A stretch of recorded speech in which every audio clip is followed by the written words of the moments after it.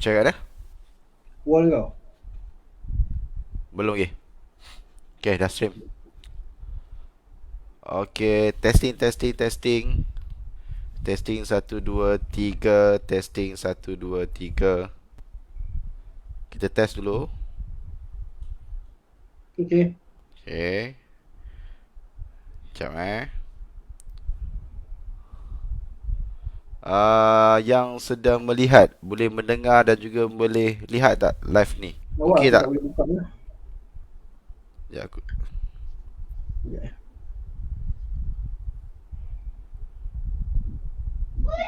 boleh dengar tak live ni dengan okey? Kalau boleh komen jelas dekat ruangan komen. Alright, jap aku share dulu. Oi.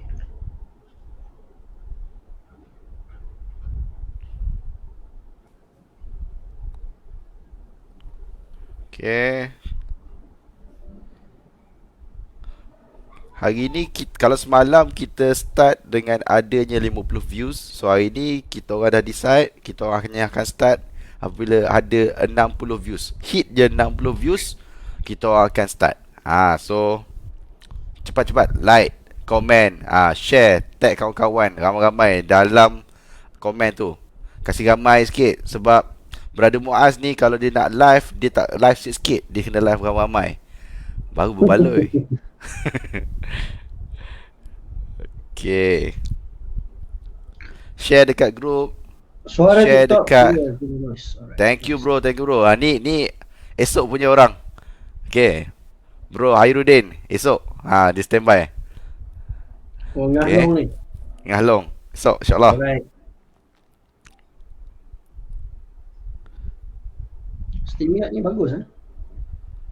Okay lah bagi aku sebab nak pakai OBS macam complicated sikit. OBS dia berat sikit. Berat sikit. Hmm. Ni okey lah. Hadir dengan share tuan. Alhamdulillah. Share lagi banyak. Terima kasih. Share sekurang-kurangnya 10. Kamil Sekurang-kurangnya 5. Hatta. Kamil Hatta mesti alam kan? Ha, dia malam ni mesti dia punya tribe Muaz sendiri ataupun daripada saya punya kawan-kawan saya. So kita tengok Hmm. malam ni biar ramai-ramai, biar ramai-ramai. Tak apa, kita tak start lagi, jangan risau. Kita tak start lagi.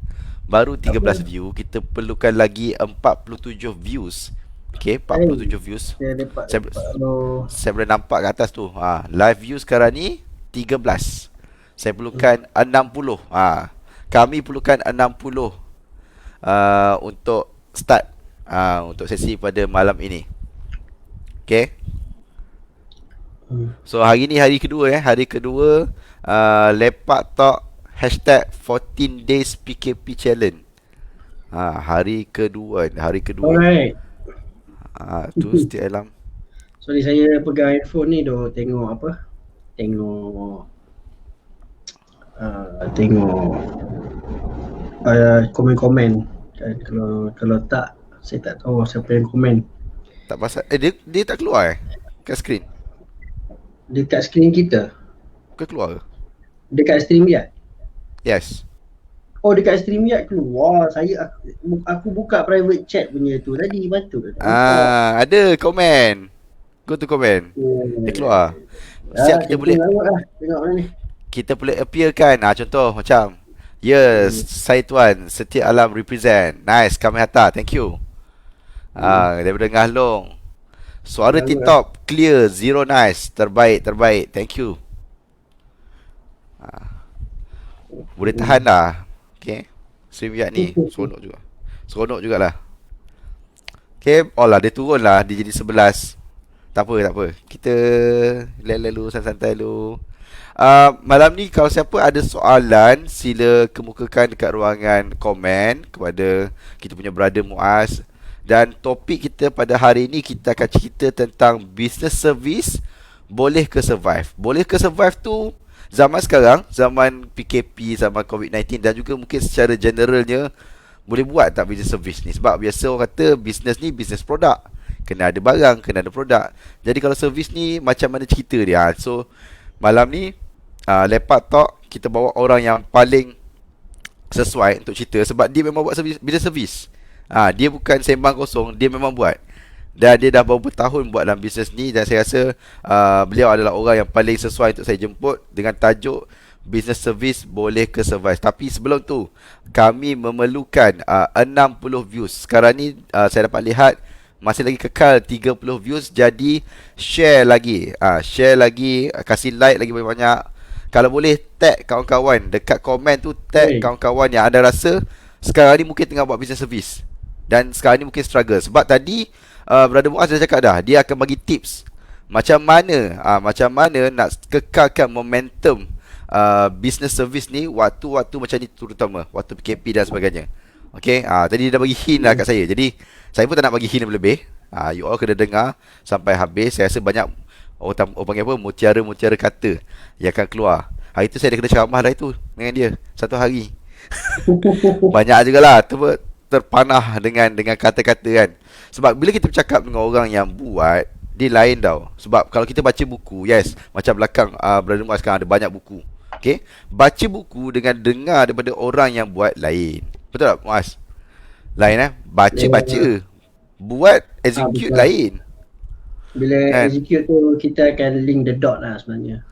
Betul. Sometimes kita macam bila kita baca buku, kita pengalaman orang. Betul. Lepas tu sometimes penulis buku pun bukan buat bisnes macam kita. Lepas tu dia pun tak hidup macam kita lah. Negara pun beza. Negara pun berbeza, culture hidup pun berbeza. Kan. Tapi somehow dari sudut mindset, dari sudut preparation, dari sudut knowledge tu sedikit boleh guna. Tapi bila kita hadap sendiri, dia memang takkan sama. Betul. Dia takkan sama. Tapi kadang-kadang bila kita hadap benda tu, baru kita aku pernah baca benda ni. Baru sampai. Dia macam betul lah tadi, connecting the dot. Masa kita baca tu mungkin kita tak faham pun. Tapi bila dah baca, dah hadapi, okay. Okay, satu lagi perkara tentang Lepak Talk ni, kita buat special sebab apa tahu? Tak ada skrip, tak ada topik apa nak bincang, tak ada apa, semua tak ada lah. Kita orang tak ada buat draft ke apa. Okay, Muaz, hari ni nak bincang apa? Tak ada. Just tajuk saja. Ini rarenya Lepak Talk sebab kita orang nak buat sesi ni, saya nak buat sesi ni lebih macam bersembang. Kita bersembang, kita ada tak? Lepak kan? Kita ada tak dulu macam apa? Point A nak cakap apa? Point B, tak ada. Tapi yang bestnya bila kita tak ada point, bila kita sembang, banyak perkara kita boleh sembang lah. Tapi dalam ruang lingkup yang kita nak bincang, iaitu business service dan juga boleh ke business service boleh ke survive. Hari tu kita sembang dari pagi Muaz sampai ke pukul 3, pukul 4. Betul. Macam-macam perkara bersembang. So bila saya dah bersembang dengan Muaz ni, saya rasa macam asal saya seorang-seorang je macam tak baik lah kau Khairul. Kau seorang-seorang dapat. So share lah kat orang lain juga. Saya nak share balik lain. Kalau saya share apa yang saya dapat pada Muaz saya tu, lain. Jadi korang dengar sendiri daripada dia, senang. Dengar sendiri. So malam ni kita bawa. So ada 20, kita perlukan lagi 40. Like, share lagi. Saya pun nak tolong share juga. Share di sini. Okay. So korang pun share. Buka phone, share dekat grup WhatsApp, share dekat mana-mana lah kawan-kawan yang macam tadi kita ada tengok Brother Kamil Hatta kita, saya baba dah pisang. Okay, so mungkin ada sedikit nanti lah boleh bagi beberapa cadangan lah kepada pisang. Sebab so mungkin kita di pisang berbuah ke lepas ni, mana tahu. Okay, kita boleh tengok apa yang kita boleh buat lepas ni. Okay, like, share lagi. Tak apa. Kalau apa kata, kita cuba usaha. Boleh. Kita dah second time kot kita kena PKP kan. So masa first time dulu, masa bulan Mac tahun lepas, mungkin ramai orang terkejut. Tapi saya rasa this time around sepatutnya kita dah lebih prepare compare to last time kan. Tapi itulah, dia senang cakap, bila dia buat tu baru tahu. Okay, cepat-cepat kita tunggu lagi dalam lebih kurang dalam. Tak apa, relax.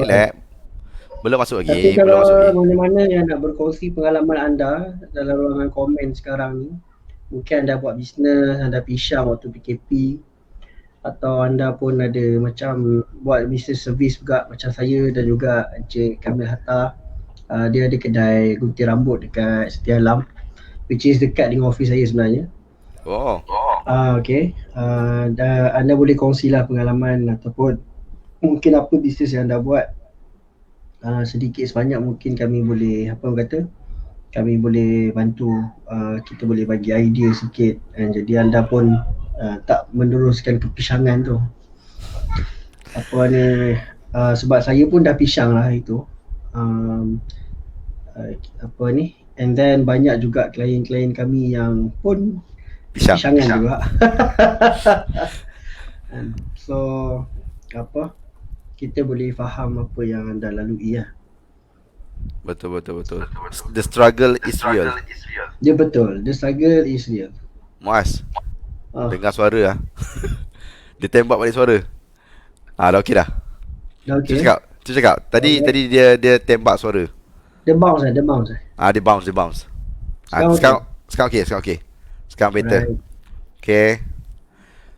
Lagi. Come on, come on, come on, come on.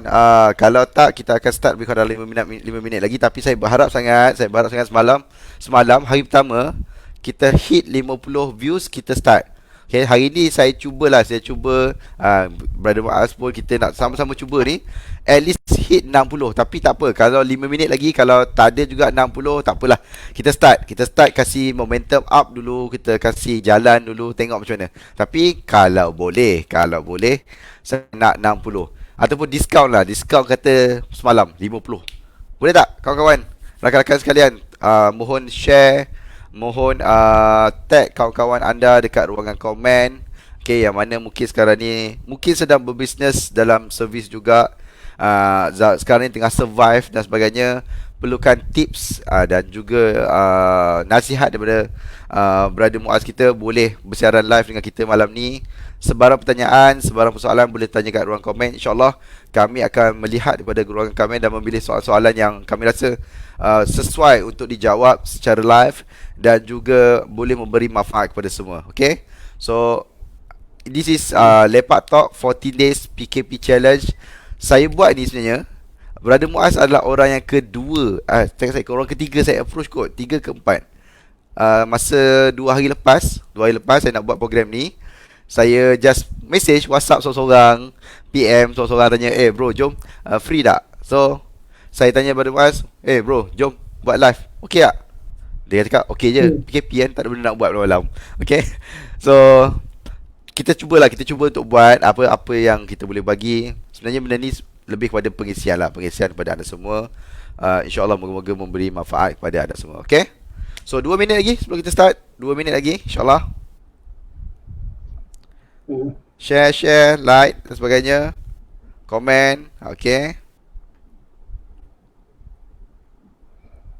Oh dahsyat, StreamYard ni terus retargeting. Terus retargeting Terus keluar iklan. Uish, power. Ganas. Time-time macam ni lebih ramai orang pakai kot. Hmm. Lagi-lagi kita log in tadi.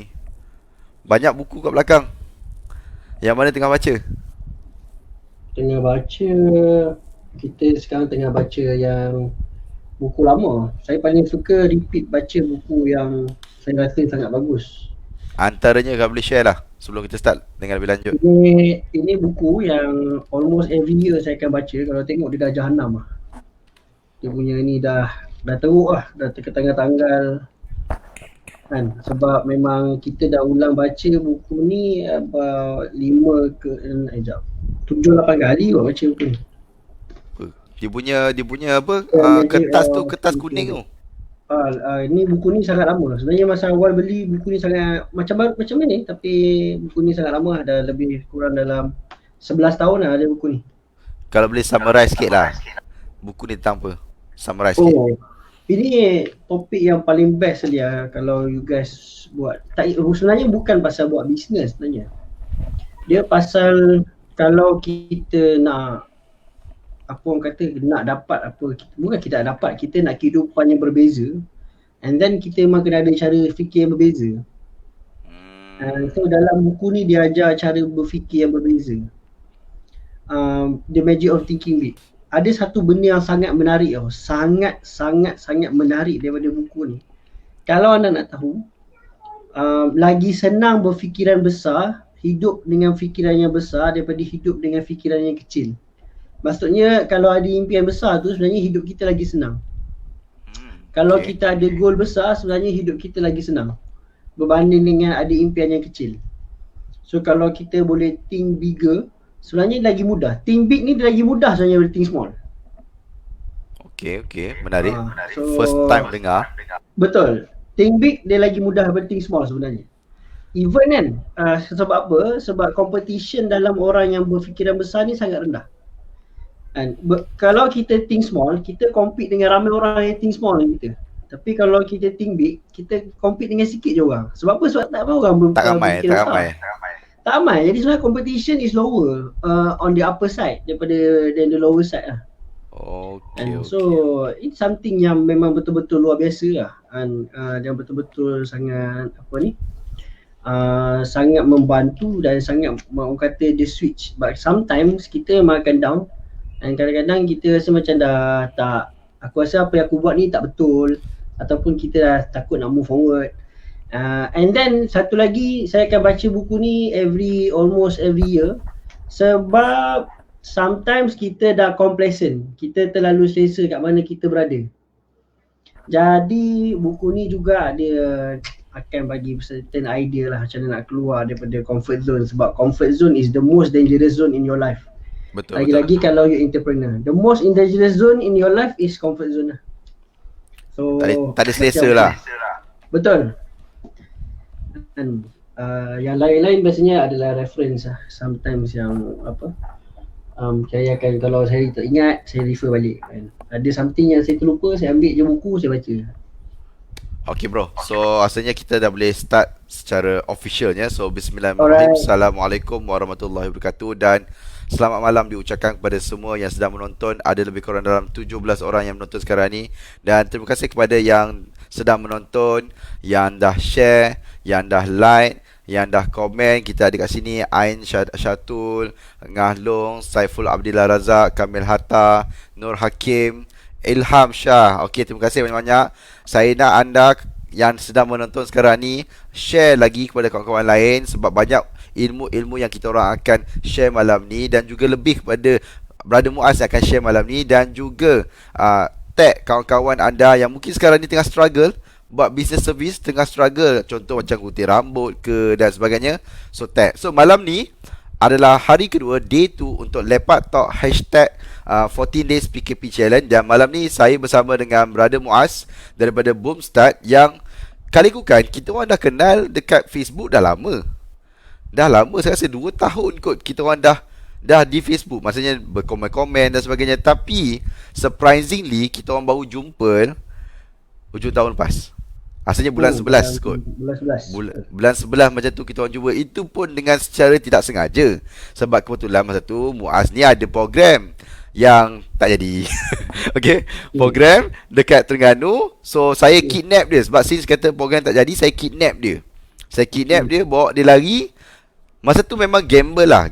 I'm not sure Muaz ni orang macam mana, sebab tak pernah jumpa. So kidnap, bawa pergi, copy message masa tu. Kita perkena masa tu, tak salah saya kopi apa tak ingat masa tu. Tapi masa tu memang banyak kita orang sembang. Saya banyak korek-korek dengan Brother Muaz, especially apa yang salah satu perkara yang saya nak buat sekarang ni ada kaitan dengan Brother Muaz. So malam ni apa yang kita orang bincang hari tu, sembang hari tu, kita orang nak sambung sembang hari ni. Sebab tak cukup, hari tu kebetulan nak kejar flight kan. So kita sambung malam ni. But before kita cerita lebih lanjut tentang tajuk kita, business service boleh ke survive, saya rasa elok kot kalau boleh Brother Muaz kita perkenalkan diri dahululah. Siapa diri, macam mana start dan sebagainya. Teruskan brother. Okay, Assalamualaikum warahmatullahi wabarakatuh. Apa khabar semua? Okay, saya sangat suka kalau anda boleh respon dekat bahagian ruangan komen. Mungkin anda boleh jawab salam ke, ataupun boleh perkenalkan diri anda buat apa pun dekat ruangan komen. Kita pun nak berkenalan juga kan. Okay, and then saya Muhammad Suhaimi Muaz bin Yaid. Facebook saya Muaz Yaid. And then saya dah berkecimpung dalam bisnes secara keseluruhan daripada umur 19 tahun dah kot. Tapi dalam business service secara full time lebih kurang dalam 3.5 tahun. Okay, so apa yang kami buat, okay, saya sebelum ni guna jenama lain, which is MacPiece. Dekat situ selama 3 tahun setengah saya menghasilkan video-video untuk bisnes-bisnes SME. Okay, saya hasilkan video-video untuk bisnes SME yang fokus kepada membantu pemasaran dan meningkatkan jualan pelanggan-pelanggan kami. Okey, itu yang kami buat setakat ni dah 3 tahun setengah. Dan tahun yang lepas, lepas habis PKP, saya decide untuk merge dengan Boomstart, in which sekejap lagi saya akan kongsikan juga merging tu kenapa dia berlaku. Dan insyaAllah kita malam ni saya akan berkongsilah sikit sebanyak pengalaman menempuh PKP tahun lepas sebagai business service, dan apa yang kita dah plankan tahun ni lah. So itu je lah sedikit pasal saya. Formal sangat tu. Henry. Dia dah macam sesi wawancara. Okay. So tak apa. Kalau perkenalkan diri macam tu lah. Dia ada format dia kan. Dia ada format dia. Okay. Tadi ada cerita pasal buat sendiri. Lepas tu kita ada cerita pasal Boomstart. Okay. Boomstart tu saya nak sentuh sekejap lagi. Okay, Boomstart saya sentuh sekejap lagi. Sebab saya tertarik dengan macam mana itu ada cerita kan tentang macam mana mula sebelum dengan Boomstart. So saya nak tahu dulu cerita tentang sebelum Boomstart ni. Servis apa yang Muaz buat, macam mana Muaz start, dan apa halangan ataupun cabaran yang berlaku masa mula nak start dulu. Kalau boleh cerita, saya rasa ramai nak tahu cerita ni. Okay, teruskan. Alright. Nanti saya jawab soalan Tuan Ilham Shah. Hey Henry, kamu tak jumpa Henry? Power video sekarang. Tapi Henry ni antara orang yang ajar saya buat video Henry kat sini. Oi, Sifu ni. Sifu dia ada antara orang yang ajar saya buat video pasal angle, pasal macam mana nak handle kamera apa semua. Antara orang yang awal lah. Okay. So sebenarnya saya ni dah buat banyak bisnes lah sejak daripada umur 19 tahun. Okay, saya paling lama buat sale. Okay, buat sale, saya buat MLM, saya duduk dekat depan orang kata dekat depan bank, bagi buat promo, okay, jual kopi dekat pasar raya, tu semua kerja saya lah dulu. Okay, sejak daripada umur 19 tahun. Jadi lepas tu apa je pernah buat kita pernah buka kedai runcit, lepas tu kita pernah buka konon-konon nak ada jenama sendiri, kita pernah buka serial entrepreneur ni. Restoran, kafe pun kita pernah buka. Pernah, dah tak ada lah maksudnya, pernah je. Okay. So banyak bisnes yang pernah buat. Kita jenis yang orang kata langgar mati kan. Betul lah. Dia langgar dulu, bagi tergolek dulu, jahanam apa semua dulu, lepas tu alamak dah rugi. Okay. So kalau anda juga pernah rugi ke, pernah buat silap dalam bisnes ke kan, kita geng. Okay. Kita geng. Sama geng. Geng kan. Langgar dulu baru cerita. Okay, langgar dulu baru fikir. Alright, pernah JMLM. Okay, betul-betul. Sejenis tu rasanya. Yes, betul. Masa saya juga paling lama buat sale masa dalam MLM, which is about 7 years. Yang tu memang full time buat sale untuk MLM. And then memang kita bina network lah. Kita build thousand of people punya network lah in our kita punya ni hierarchy. So nak ceritanya macam mana boleh sampai ke business service ni. Tadi tu bisnes sebelum business service. Business service dah 3 tahun setengah. Sebelum tu dah jahanam macam-macam. So 2017 saya punya bisnes yang sebelum tu, which is saya konon-konon nak buat brand sendirilah kan, produk kereta, melingkup. Bukan sebab marketing. Langsung tak ada masalah dengan marketing. Orang kenal jenama kita, orang kenal barang kita. Cuma tinggal lagi kita ada isu business issue. Bukan semua masalah bisnes adalah masalah marketing lah. Kan, itu something yang kita kena faham. Kadang-kadang kita banyak selesaikan masalah sale, marketing. Rupa-rupanya kita tak jaga supplier, kita tak jaga stok, okay, kita lambat order barang, and then market kita kena makan dengan orang lain. So dalam bisnes ada benda yang kita lambat je, orang lain akan cepat potong. Betul. Lambat sikit orang lain potong. Okay, ataupun ada orang licik sikit, sekejap je kita dah kena. Dan ada beberapa kesilapan planning. Tapi sejak tahun 2016 masa saya mulakan untuk buat produk sendiri masa tu, memang daripada awal kita guna video. Okay. Sebab masa tahun 2015 ke 2016 saya nampak trend video naik. Macam mana kita tahu trend video akan naik? It's very simple je. tiba-tiba Facebook buat custom audience untuk video view. Itulah waktu tu, hujung 2015. Okey. Sebelum tu tak ada. Sebelum tak ada sebelum tak Sebelum tak Facebook ada. tak ambil tahu pun. Diorang tak ambil tahu. Jadi saya nampak, maksudnya video akan jadi something. So saya jump pada waktu yang betul. So that's why ada satu video yang kami buat guna handphone Samsung Note 5 masa tu. Total jualan yang dia bawa masuk hampir RM300,000. Dengan video pakai phone je. Video pakai phone saja. Serius? Kita hantar ads situ. Okay, total sale yang dia bawa masuk almost 300,000. Kita hantar ads pun tak banyak. Kita tak main ribu-ribu sehari. Kita main dalam satu lah RM50, RM1 sehari pun. Tapi that's how masa tu video punya power. And then masa tu kita nampak ada satu angle lagi yang mana orang masih tak nampak lagi video sales, information video ni. Orang semua buat video viral masa tu. 2016 semua orang nak viral, nak masuk page viral lah, nak viral tu, nak viral ni. Oh boleh tak viralkan saya kan? Kalau jumpa konsultan saya nak viral. Jumpa konsultan je saya nak viral kan. Sekarang ni semua orang tak nak viral. Kalau viral sekarang ni confirm kena quarantine kat hospital. Okay. Alright. So kita nampak peluang tu. Okay. And then kita buat jualan yang bagus. Tapi 2017 kita punya apa orang kata, nasib tak baik. Bisnes tu jahanam. Tapi kita ada ilmu buat video. And then kita pun buat video untuk kawan-kawan. Dan akhirnya benda tu ada demand. Orang recommend. Tahu-tahu je saya lepas setahun saya dah ada studio. Lepas setahun setengah kita dah ada staff. Sehingga sekarang kita ada 7 orang staff lah. 7 orang lah dalam kita punya tanggungan. Tim yang semuanya menghasilkan video. Betul. Kalau anda pisang, saya punya pisang adalah 7 orang yang kita kena fikir nak bayar gaji setiap bulan. Kena bagi makan pisang lah. So itu dah journey dia. Journey dia sekarang. Itu sebelum tahun 2019 20. Betul. 2019 2020. So satu berita yang saya kenal dengan owner Boomstart tu sebenarnya. Okay, saya follow dia dekat Facebook. Dan satu berita tergempar, saya pun follow Muaz masa tu. Satu berita tergempar yang mana mengatakan Muaz masuk Boomstart. Dia macam berita perpindahan Cristiano Ronaldo tu Real Madrid. Lebih kurang macam tu. Macam apa sah dia masuk Boomstart kan? Pasal tu kan. So macam tertanya-tanya lah, apa sebenarnya yang sedang berlaku dan sebagainya. So apabila melihat satu video, saya ingat video Mengah Holding. Okay, ceritakan tentang merging tersebut ataupun kenapa, apa yang berlaku sebenarnya dalam Boomstart tu. Dan mungkin boleh ceritakan sikit lah di sebalik tabir video Mengah Holding tu. Sebab saya rasa video tu memang power. Video tu memang power. So boleh cerita. Cuba share link lah kat diorang, nanti diorang boleh tengok apa-apa. Saya cari video Mengah Holding. Tadi baru tengok ni. Video Mengah Holding. Okay. Dekat YouTube boleh jumpa. So dua cerita. Satu cerita macam mana nak berlakunya merging ke Boomstart dan juga video.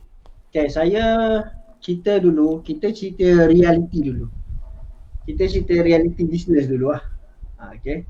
So reality dia pada PKP 1.0. PKP yang pertama dulu. Okay, PKP yang pertama dulu tahun lepas bulan Mac, sangat memberi kesan kepada bisnes kami dengan sangat teruk. Okay, tapi orang kata Allah ni rezeki dia bukannya pada bisnes je kan.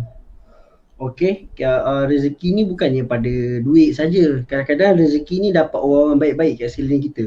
Betul, setuju. So somehow owner office saya bagi diskaun 50% untuk bulan pertama, 40% untuk bulan kedua, 30% untuk bulan ketiga sepanjang PKP. Banyak tu. Jadi mengurangkan sangat banyak kita punya cost. Betul. Lepas tu masa tu saya memang dalam bisnes, tak kisahlah bisnes apa-apa pun anda buat, bisnes servis ke, bisnes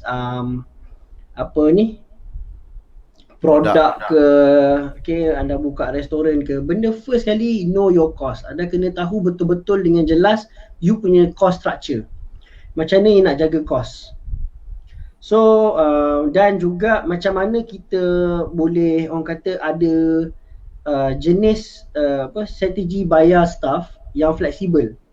Okay, so masa tu somehow staff saya dia stuck, dia tak boleh balik Kelantan. Okay. Dan dia start dekat office kita. So kita buat apa yang kita boleh buat masa tu. And then kejap lagi kita bagi tahu apa yang kita buat lah. Okay, masa tu kita buat je lah apa yang kita mahu buat, dan kita masih dapat klien. And ada strategi macam mana saya dapatkan klien walaupun saya tak boleh shoot video. Uish. Okay, tak boleh shoot video tapi kita boleh dapat klien dan kita boleh buat video. Macam mana kita buat benda Video ni? video tak shoot. Video tak shoot tapi kita boleh buat video. Ada orang cakap dalam video tu. Menarik Macam mana kita buat? Okay. Okay. And then macam mana pula merging dengan Boomstart tu berlaku? Okay, saya dengan Rosman ni dah kenal lama. Kita orang dah kenal about 5 years. Jap. First gambar dengan dia tahun 2016 kot saya. So about 4-5 years lah kita dah kenal masa tu. Okay. And then saya dengan kita ada partners which is Zulkifli pun kita kenal-kenal begitulah. Okay, kenal, pernah jumpa sekali dua. Okay. Jadi kita nampak yang orang kita tu utamanya semua benda suka menyendiri, suka berasing-asing. Maksudnya okay, kau buat kerja kau, aku buat kerja aku. Berpuak-puak lah. Jadi bila dan masa tu pun memang macam tu. Kami memang ada, kita kawan dan kita pun ada planning nak buat JV bersama apa semua. Cuma bila nampak yang bila kita duduk sebumbung, sebenarnya kerjasama tu boleh jadi lebih competent. Betul. Kita boleh compliment bisnes dia dan dia pun boleh compliment bisnes kita masa tu. And then why not kita just buat satu hub yang lebih baik. Okay, so Boomstart Media, saya Boomstart Kreatif. So Boomstart Media ni Boomstart Media dia memang buat FB Ads, buat Google Ads, SEO, and then perkara-perkara berkaitan dengan digital marketing. Okay. Dan kami pula menghasilkan video-video dan juga bahan kreatif untuk support digital marketing, untuk support apa yang mereka buat. Okay, so macam tu lah relation tu. Dan bila kita duduk bawah satu bumbung, bawah satu jenama, so bila kita promote tu dia jadi lagi strong. Sebab apa, dua-dua pun promote benda yang sama, which is the same brand lah, Boomstart. Dan it's not easy untuk berpartner, tapi saya yakin inilah laluan untuk kita buat something yang lebih besar in the future. Betul. So itulah macam mana kita boleh merge dengan Boomstart, and then it goes quite well lah until now. Yalah, zaman sekarang kalau boleh kan, zaman PKP, zaman COVID ni bukan lagi zaman bisnes bersaing, kita zaman bisnes kolaborasi. Apa yang boleh kita collaborate, kita collaborate. Apa yang kita boleh compliment each other, kita compliment each other. Okay? Sebab mungkin kita tak boleh buat semua benda. Dan juga bila kita compliment each other ni, kita boleh leverage on your punya business masing-masing, brand masing-masing, customer dan sebagainya.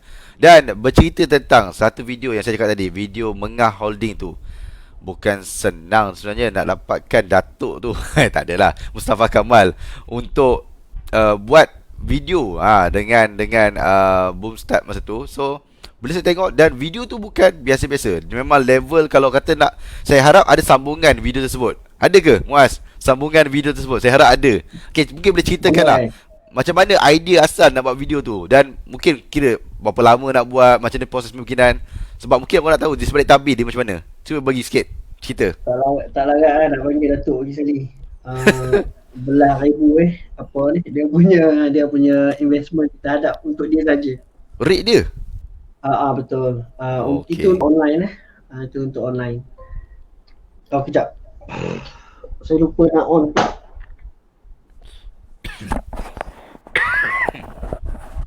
Okay. Alright. So pasal video Mengah Holdings tu, itu idea sangat menarik tau. Dia kelakar gila. Sebab masa tu kita orang discuss nak buat video promosi untuk Boomstart. Like kita dah merging, kita nak buat something yang boom. Okay, Boomstart kan? Yalah, baik. So bila kita masuk market, kita cakap okay, boom. Okay. So saya cakap, lepas tu tiba-tiba Zul bagi idea, why kita buat lah cerita macam konon-konon drama TV3 lah, konon masa tu gelap-gelap. Lepas tu tiba, why not kita panggil Mustafa Kamal je berlakon. Masa tu lah kan. Betul kata, biar betul ni kan. Lepas tu, apa yang berlaku, diorang ada banyak idea. Banyak idea. And then saya ni penulis skrip, saya suka buat skrip kan. Dan bila dia minta skrip kan, dia kata macam ni lah, aku dah ada skrip. Lepas tu lepas minggu lah, lepas tu saya cakap aku dah ada skrip. Okay, saya ada skrip masa tu. Saya terus buat skrip. And then skrip tu lepas dia siap, and then dia kata okay lah, skrip ni okay. Tiba-tiba semua directors approve. Dah shoot. Saya nervous sebenarnya sebab Mustafa Kamal ni pelakon veteran tau. Kita nak direct video yang pelakon veteran berlakon ni, dia punya nervous dia lain. Betul. Jadi dia cakap okay, cuba cari Mustafa Kamal. Waktu saya pun cari dia punya nombor telefon. Alhamdulillah kita dapat hanya dengan satu panggilan saja. Kita dapat nombor telefon dia. Lepas tu yang bagi nombor telefon tu sabarlah, saya tak tahu dia bagi tak sebut nama dekat sini. Kalau semua orang cari dia pula, nak cari artis kan. Okay. Lepas tu tiba-tiba dia setuju. Dia pun setuju. And then we negotiate on the price and everything. And kita negotiate on the price. And then kita buat dia punya storyboard, kita cantikkan balik skrip apa semua. Dia ambil masa dalam tempoh almost 1 month untuk shoot tu dalam 3 minggu. Untuk siap total 1.5 months lah sebenarnya untuk siap video tu. Shoot 3 minggu? Tak, untuk sampai ke shoot tu. Daripada start semua. Nak cari, nak buat storyboard, nak polish script, nak cari talent. Sebab bila kita tulis skrip tu, talent dah ada lah kepala siapa. Bila saya dah buat banyak video, kita dah tahu dah talent macam ni sesuai untuk apa, talent ni sesuai untuk apa. In which dua-dua yang jadi anak Datuk tu memang kita dah pernah bekerjasama sebelum ni lah.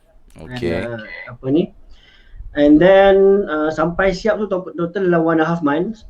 Dan memang dahsyat lah, video tu punya feedback memang sangat dahsyat lah. Betul. Memang kena lah. Memang kena. And apa lagi, dia macam ni lah, saya tak akan bagi tahu kita punya cost untuk dapatkan satu lead. Tapi untuk B2B, kami rasa kami 1/10 cost daripada orang lain. Dah banyak cut tu. Ya, betul. Kalau anda rasa nak guna influencer dalam marketing, nak gunakan influencer dalam video ke, it works. It works kalau kena dengan niche dia. Sebab Mustafa Kamal ni orang tahu dah, bila berlakon je jadi Datuk Tan Sri. Datuk kaya, Tan Sri, anak dia semua jaga bisnes dia kan. Mengah Holding. Megah Holding, tapi kita orang terpaksa tukar jadi Mengah Holding sebab Megah Holding telah didaftarkan. Megah Holdings wujud dia tahun 1980-an tak silap, dia ada dah Megah Holdings ni. Okey dah. Kalau yang guna dalam TV tu dia orang bayar ke? Yang tu saya tak tahu. Okey. Baru tahu. Kita tak tahu. Okey. Kita tak berani nak guna. Kita yang kerdil ni tak berani nak guna. Jadilah Mengah Holding. Kena saman tak pasal kan? Dan yang paling seronoknya, disebabkan nama dia Mengah Holding, kita tukar daripada serius jadi komedi. Ya, termengah-mengah. Betul. Termengah-mengah. Okey. Tapi memang dia punya efek tu kan, bila buka tu kan yang rugi kan, panjang gila. So macam memang asal memang nampak elemen kelakar ke tu pun memang storyboard asal macam mana? Asalnya lah. Kita memang decide untuk jadikan komedi. Decide menjadi komedi lah, light komedi. Sebab apa? Dia jadi serius komedi lah. Sebab satu lagi, Datuk Mustafa Kamal tak pernah berlakon komedi. Tak pernah. So that is the first time lah. Boleh kata macam tu. Apa dia punya reaction masa tu? Dia gelak Dia gelak, dia layan je lah. Lepas tu, lepas saya habis shoot, bos saya beritahu dia, sebenarnya saya tak pernah direct drama dengan pelakon. Ui ke? Sebelum ni kita pakai talent biasa. Itu kira first time nak pakai pelakon betul lah. Yup. Tapi going well lah, maksudnya benda tu produce kan, benda tu menjadi dan ada efek. Jadi kalau macam contohlah, kalau katalah ada kat sini business owner nak buat video macam tu. Okay, video macam tu kan. So how much does it cost? Exclude the influencer tu lah, sebab influencer tu ada satu cost yang besar juga. Exclude the influencer, how much does it cost? Approximately 15 to 25k lah, depending on the storyboard lah. Kita tak tahu dia punya ni lah, 15 to 25. 15 to 25k lah. Okay, that is a very big amount lah. Okay, untuk spend for one marketing. Tapi bagi saya it's a well paid lah. Tapi kalau boleh bawa boleh 100 juta apa salahnya? Yap. Yap. Memang Kan? kita bisnes ni kena keluarkan modal kan. Ha. Kalau nanti Kalau kita 35. bikin investment, baik tak payah berniaga. So, bila business, of course kita kena fikir return dia sekali. Setuju, setuju, setuju. Itu masalah orang kita. Kita kembali pada business service tadi. Masalah pada orang kita, dia orang ni takut nak spend marketing. Okay, sebab business product, yes, orang tahu kita memang spend dekat marketing. Business service ni macam mana cerita? Sebab orang takut business service ni nak spend marketing. Dia rasa macam, alah, service kenapa nak spend marketing? So, apa pendapat Muaz sendiri tentang marketing dan juga business service? Macam mana cara marketing terbaik untuk business service? Sebab saya yakin dan percaya dia tak sama sangat dengan produk. So based on your Boleh. experience. Elham Shah ada dengan kita lagi tak? Saya ingat kalau ni saya nak jawab soalan Boleh, boleh. lagi. Tapi saya Zul, dulu soalan. kita jawab soalan International dulu. Jom. Tak apa, Saya tak apa. saya keluarkan dia. Okay. Okey, tak apa. Tak, sekejap. Tutup dulu soalan ni. Aku jawab dulu soalan tu sebab aku lupa. Nice. Okay. Soalan dia Aku tadi lupa. pasal marketing kan? Marketing. Okey, kita nak beritahu satu perkara. Tak logik lah kami tak buat marketing sebab kami ni orang yang buat servis marketing untuk orang lain. Jadi orang kata mengelak lah kalau kita orang ni tak buat marketing tak? Macam jual Liu lah. Macam dia lah. Jadi of course kita pun spend on the marketing. And then dengan kita buat video tu menunjukkan yang kita memang very serious on the marketing and branding side. On Boomstart itself, ourselves pun memang very serious buat marketing and branding untuk diri sendiri. Dan dari situ baru kita boleh dapat keyakinan kepada kita punya bakal klien. So kalau kita sanggup invest macam tu, dan barulah kita boleh minta klien pun invest. Betul. Kena buat dulu. Kita kena buat dulu. We have to live apa yang kita buat, lagi-lagi agensi marketing macam kami. Okey, berbalik pada soalan tadi. Apa marketing terbaik untuk apa orang kata? Business service. Business service.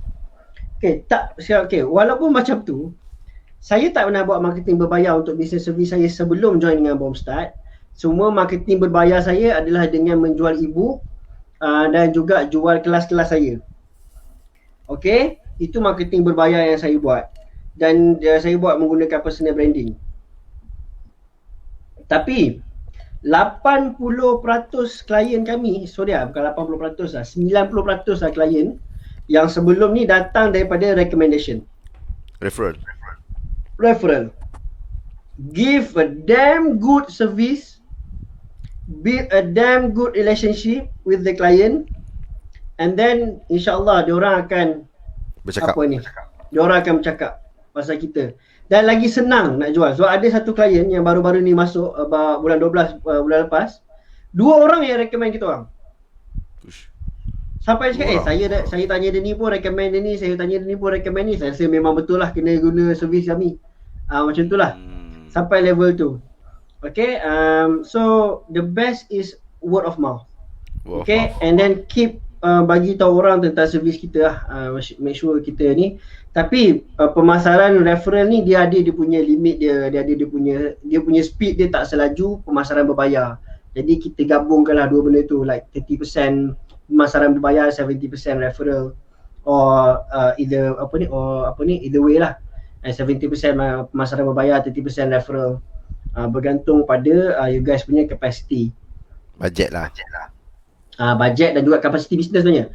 Business service ni cost dia tinggi sebenarnya.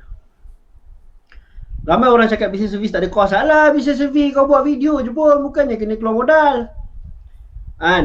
Saya rasa siapa yang buat business service kan, lagi-lagi macam tuan yang gunting rambut semua ni kan, mesti ada rasa alah dia ingat apa aku tak keluar modal habis buka kedai tu, beli kursi tu, mesin tu buka modal lah, takkan beli elektrik kan.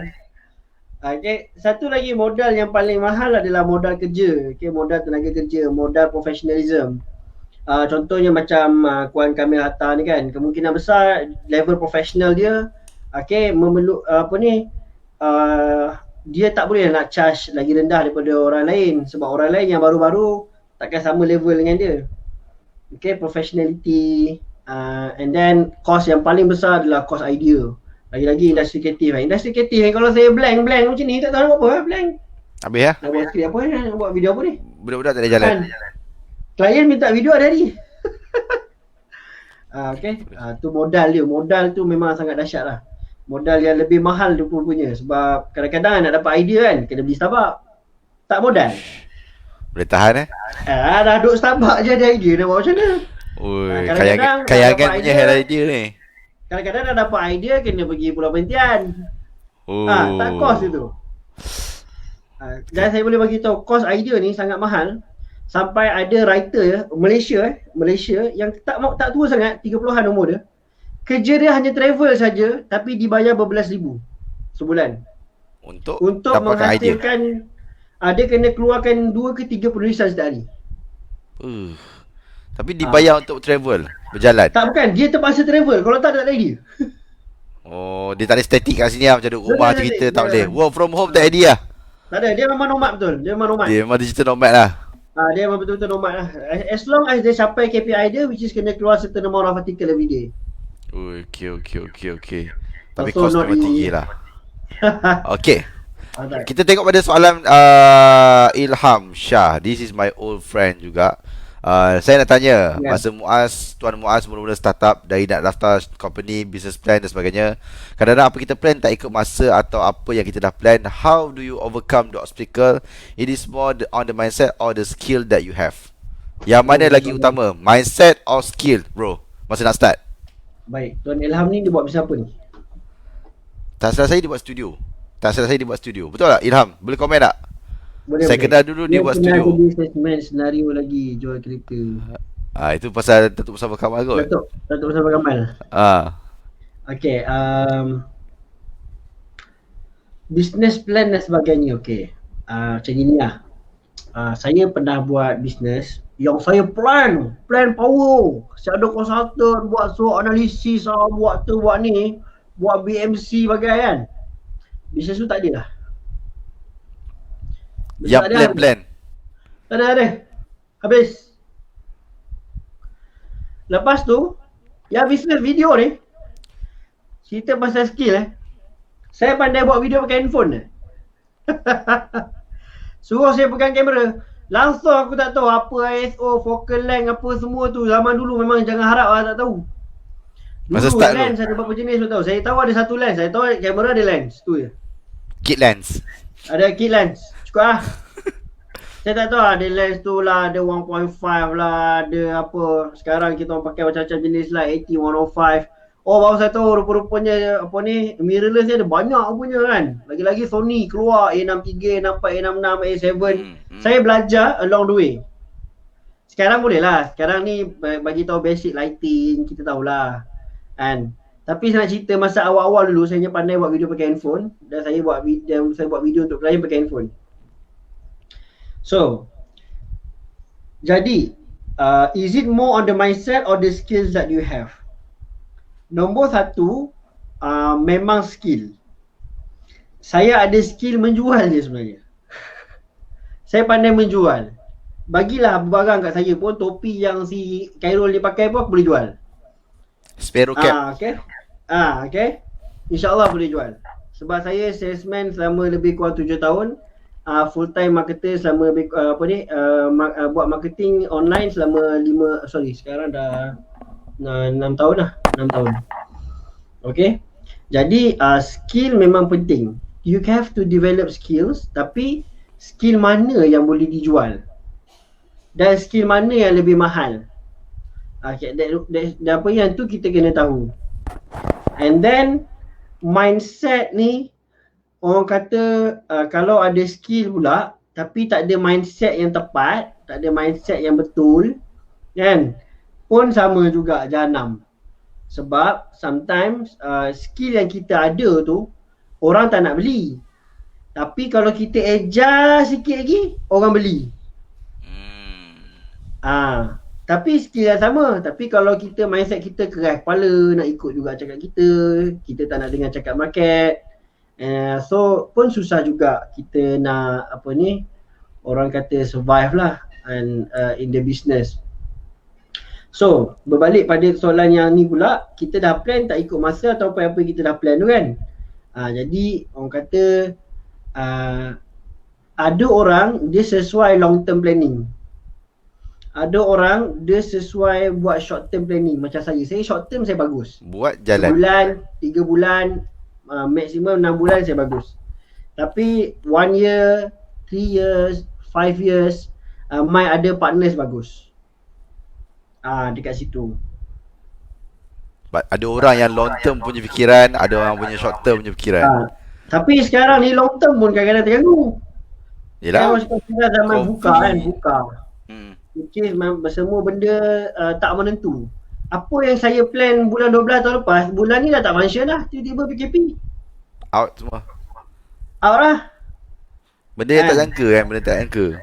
Jadi plan tu memang ada tapi be flexible lah. Be flexible. Tu ada kata-kata daripada Tuan Henry kita. Aku pegang dari dulu kata sendiri, video power macam mana pun kalau tak ada klien hire kita memang pisang. Yang paling mahal dunia adalah credibility dan juga networking. Setuju. Dia is not about video tu. Video power macam mana pun kalau tak boleh jual, tak ada. Macam contoh Apple dulu, kalau Steve Wozniak tu tak ada Steve Jobs, power macam mana pun Apple komputer tu, kalau bukan Steve Jobs yang jual, kita tak pakai produk Apple sekarang. Betul tak Muaz? Betul. Kan. Steve Wozniak dia geek lah. Dia geek, dia buat je. Dia nak dia untuk buat, hobbies. Dia tak tahu pun ada harga, ada value dekat apa yang dia boleh buat tu. Dan banyak juga yang buat business service tak tahu dia ada value dan tak tahu nak meletak nilai dalam apa yang dia buat. Dan banyak jugalah yang kita siapa yang buat business service, kalau anda ada dalam ni, saya adalah antara orang yang saya langsung tak kisah pun orang nak buang harga. Kalau you guys nak buang harga video, nak jual video gambar murah-murah, kami memang tak tercabar lah dengan benda tu. Terkesan sikit ada tapi tak tercabar sebab apa orang kata, kita kena tahu value kita lah. Kena tahu value diri kita. Dan saya mengharapkan supaya anda yang dalam business service fokus, instead of cuba jual dengan harga lebih murah, fokus tingkatkan nilai servis kita. So fokus berikan servis yang lebih, orang kata tak ada added value lah dekat situ. Sentiasa tambah added value pada kita punya servis. So bila kita berfikir dalam orang kata kotak fikiran begitu, jadi kita fikir aku boleh bagi klien lah, apa lagi aku boleh bagi klien lah. Which is setiap tahun memang itulah saya punya struggle lah. Apa lagi saya boleh bagi klien, apa lagi yang kita boleh tolong klien, apa lagi yang klien perlukan, apa lagi yang SME perlukan. Apa that Malaysian should invent more or look for a job, because nowadays kita nampak orang lebih suka cari kerja dari kerja as an entrepreneur. What do you think we need more in Malaysia? Gila, soalan tu sangat power. Dah macam menteri weh. Jawab. Kita kena jawab bahasa Inggeris juga. Silakan Brother Muaz. Dia tak tahulah kalau in my opinion nowadays, sebab saya suka tengok market Pantai Timur sebab saya duduk kat Terengganu. I think dekat Terengganu ni we need more job creator sebab we have a lot of job seeker yang mencari kerja. That's why antara perkara yang saya bincang dengan Brother Muaz itu masa dia datang Terengganu ialah, bro, macam mana kalau aku nak set up satu studio agensi macam yang kau buat sekarang ni? Sebab aku tengok a lot of talent ada dekat sini, dekat Terengganu, dekat Kelantan. Tapi dia orang fikir kalau aku nak kerja, aku kena pergi KL. Sebab all the agency semua ada kat KL. But then in term of cost of living, in term of COVID-19 sebagainya, kenapa nak pergi KL? So berbalik pada cerita ni, I think kita perlukan job creator lah. Kita perlukan agensi yang boleh, tak perlu ada big agency. I think agensi yang Muaz buat pun tak adalah sampai 200 orang, 300 orang. Tak perlu pun. I think kalau tengok apa hasil kerja dia buat, kalau dia pergi office dia, rasa macam ini ke office yang buat video mengholding. Mindset kita fikir macam powernya. Tapi sebenarnya start small. Dan juga kena start. Jadi soalan saya tanya dia tu, bro, kalau aku nak buat agensi ataupun aku nak buat satu studio lah, sebab sekarang ni tengah buat Geek Venture Studio. Di bawah Geek Venture kita tengah buat Geek Venture Studio untuk Terengganu, dan kita orang akan banyak kolaborasi. Nak start macam mana, bro? Apa yang penting? Nak equipment dulu ke? Nak kena cari talent dulu ke? Nak cari klien dulu ke? Apa nak start? Sebab cerita pasal job creator ni. Tak boleh. Nanti saya cerita dulu sikit pasal kebanyakan orang lebih suka cari kerja dari kerja kan. Soalan tu power lah bagi saya sebab soalan ni macam berfikir jauh lah. Tapi macam mana pun lebih ramai orang akan bekerja berbanding menjadi entrepreneur. Reality. Realitinya. Dan secara realiti ni juga, orang yang jadi entrepreneur ni pula adalah bekerja sendiri, which is self-employed. Okay, maksudnya kalau dia buka kedai, dia jaga sendiri. Kalau dia jual pisang goreng, dia berniaga sendiri. Itu realiti dia. Yang mana lebih ramai orang akan bekerja. Maksudnya mencari kerja berbanding dengan mencipta kerja ataupun menjadi employer atau job creator yang kita panggil mungkin sebagai orang kata personal service lah, freelancers. Okay. So freelancers ni pun bagi saya which is Cik Khairul lagi banyak involved dengan freelancers. So freelancers ni pun bagi saya adalah salah satu jenis job creator sebenarnya. Dia create job untuk diri dia sendiri. Sebab saya ada juga seorang kawan yang sebelum ni tak pandai buat video. Dia pandai buat something else tapi dia belajar buat video, dia beli equipment, dia beli tu, dia beli ni. Dan sekarang ni dalam servis dia tambah video. So dia jadi job creator lah, tapi for himself sebab dia masih self-employed. Dia bekerja sendiri. So kenapa pula dia belajar buat video? Sebab dia buat website sebenarnya. Itu saya cakap buat nilai tambah. Asalnya dia buat website. Lepas tu website tu tak ada video. Kalau ada video, website ni cantik sikit. Betul. Orang senang faham. Jadi dia pun belajarlah buat video, belajar editing, lepas tu dia belajar buat animation sikit. Nampak tak dia bagi nilai tambah? Sekarang ni dia bukan setakat jual website dan dia boleh jual video sekali. Okay.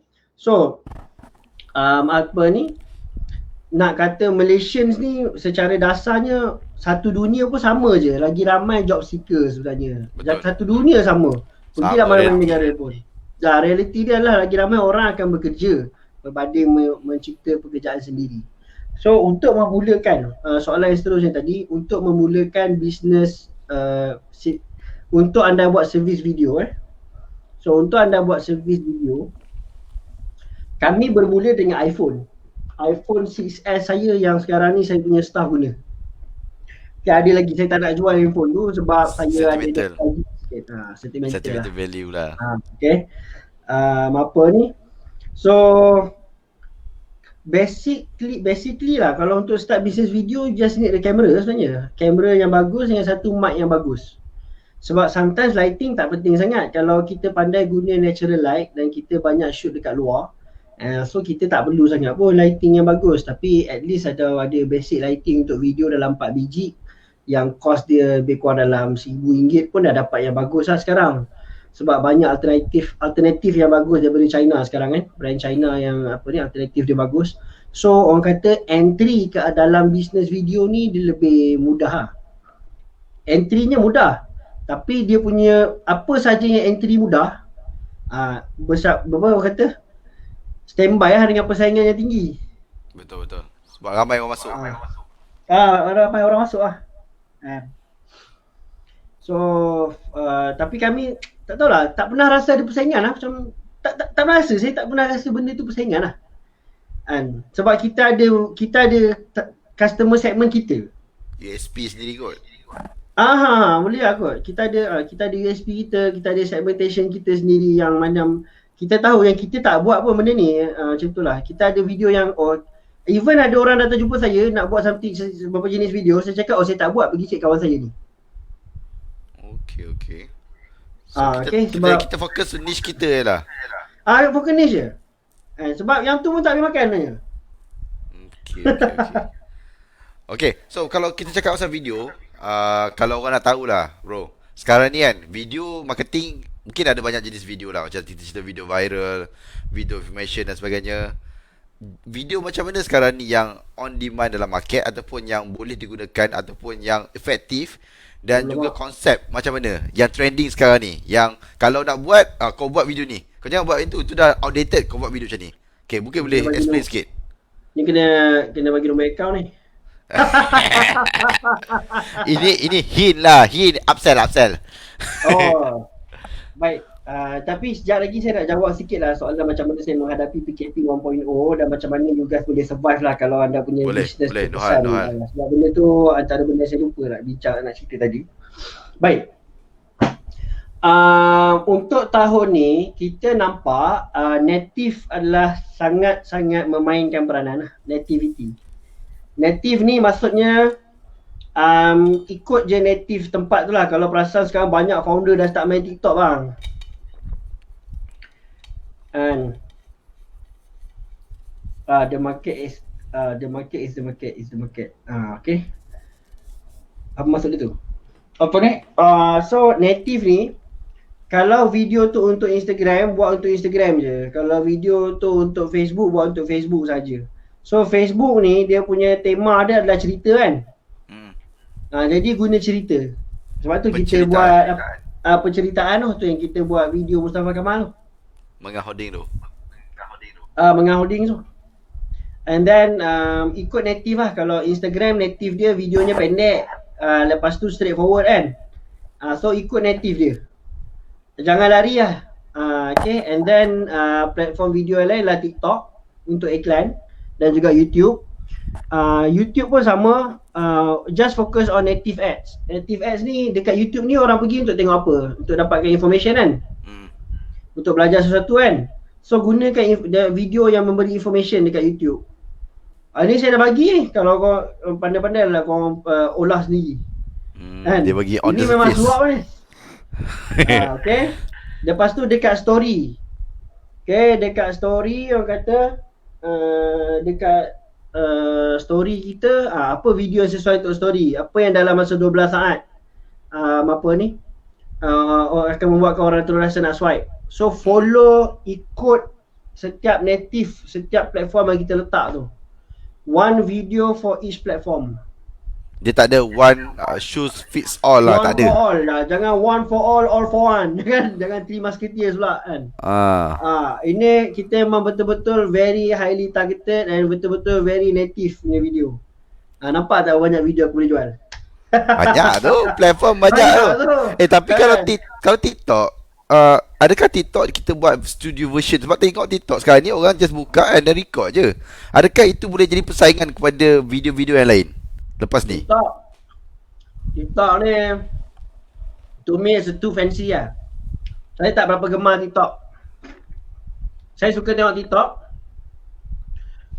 TikTok bagus untuk branding, untuk personal branding. Tapi untuk business, I don't think it's a good enough punya apa orang kata investment.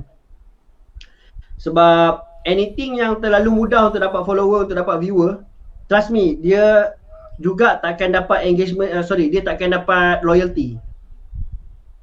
Sebab terlalu mudah. Easy in, easy out. Betul, easy in, easy out. Sebab terlalu mudah. Jadi susah nak dapat loyalty. Tapi untuk dapat numbers yang cantik, untuk dapatkan personal branding yang orang kata nampak gah, I think it's a good platform lah. Ya, perasan juga sebab TikTok ni dapat followers cepat gila kot. Sebulan boleh dapat. Okay, TikTok buat macam tu sebab apa? Supaya dia nak bagi motivasi kepada creators untuk terus buat. Dia tahu yang dekat YouTube susah nak dapat view. Jadi creator banyak macam tak dapat view apa semua. Lepas tu bila letak kat TikTok, dapat view. Jadi diorang pergi TikTok. So creator ni adalah darah, orang kata dia kena sentiasa create. Darah orang kata dalam tu jantung kan, darah blood tu flow. Adalah creator. Blood flow. Content dia tu. Blood flow adalah content. Jadi dia kena make sure content ni pam. Itulah yang dia bagi follower dengan view yang senang.